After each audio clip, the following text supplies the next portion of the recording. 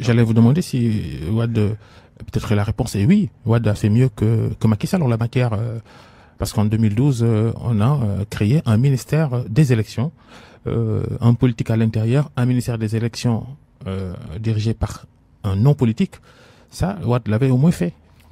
Oui. Macky Sall n'est pas très fan de ce schéma-là, lui qui a été élu sur ce même schéma. Incontestablement, Wade a eu des velléités de manipuler la Constitution pour s'accrocher. On se souvient du fameux quart bloquant. Mais, de par la culture de son époque certainement, il savait où s'arrêter. Quand il a vu que voilà, le peuple s'est rebiffé, il s'est arrêté. Mais en plus, il n'a pas été juste... Il avait un certain...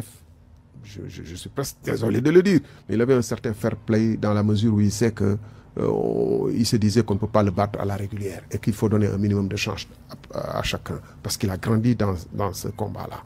Là, toutes les armes conventionnelles et non conventionnelles ont été introduites. Non conventionnelles, c'est vraiment éliminer des adversaires avant même le parrainage ou bien les éliminer par la voie judiciaire en disant, en les sortant du fichier électoral comme Khalifa et Karim en 2019, toutes les armes ont été utilisées. Donc, on a détricoté la démocratie sénégalaise, que Wade a fait souffrir, hein, et on l'a détricoté jusqu'à ce qu'il n'en reste plus grand-chose. On parle de démocratie aujourd'hui, mais on n'est pas mieux loti que certains pays de la sous-région.